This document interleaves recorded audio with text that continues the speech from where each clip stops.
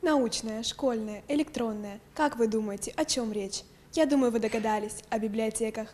В наши дни библиотеки стали все доступнее. Спасибо мы можем сказать интернету, ведь благодаря нему электронные издания стали доступны повсеместно. Но что же все-таки лучше, электронная книга или реальная? Дальневосточная государственная научная библиотека считается самой крупной библиотекой Дальневосточного региона. Эту библиотеку можно назвать глобальным книжным храмом, где информационные ресурсы составляют более 3 миллионов единиц хранения. И говоря сегодня о современных тенденциях, очень трудно проследить так называемое современное течение. Но мы, конечно, делаем ставку и ориентируемся на студенческую молодежь. А большая часть посетителей, современного читателя, если говорить по возрастному цензу, да, это от 20 до 35. В этой библиотеке проходит огромное количество экскурсий и мультимедийных путешествий по электронным ресурсам. Экскурсии носят различный тематический характер, в основном направлены на патриотические моменты, например, День государственного флага, история государства российского. Практически ежемесячно региональный центр посещают более 300 школьников Хабаровска.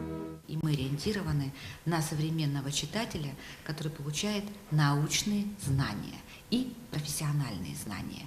Это как бы наша основная миссия нашей библиотеки. В прошлом году открылось уникальное структурное подразделение, многофункциональный мультимедийный центр, современная юношеская молодежная площадка. Самые различные мультимедийные ресурсы вы можете посмотреть абсолютно бесплатно. Для этого не нужно иметь паспорт или записываться в библиотеку. Вы можете посмотреть художественный фильм, погулять по музеям Санкт-Петербурга, прочитать печатные издания, посетить виртуальные выставки, а также поработать в уютном интернет-кафе. Все это можно сделать, воспользовавшись сайтом библиотеки, живя в самом удаленном уголке мира. Конечно, мы открыты для детей и юношества. Мы не отказываем абсолютно никому. И ориентируясь на уже более солидные научные круги, да, читательские, мы, безусловно, уделяем огромное внимание школьной среде.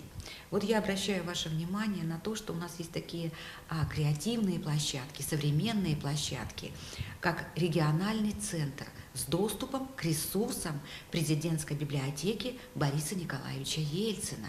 Это отдельное прекрасное здание, которое полностью ориентировано на удаленный доступ к электронным ресурсам президентской библиотеки. В следующем году библиотеке исполняется 120 лет. Она является брендом Хабаровского края и вполне заслуженно, ведь это одна из старейших библиотек в Дальневосточном регионе. И имея такие богатейшие традиции, безусловно, здесь активно внедряются инновации и делается ставка на развитие электронной библиотеки.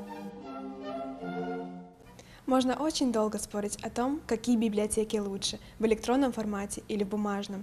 Все зависит от того, какие у вас приоритеты. Если же вы хотите сэкономить время, то электронная книга – ваш помощник. Но если же вы хотите ощутить что-то большее, то ваш вариант – печатное издание.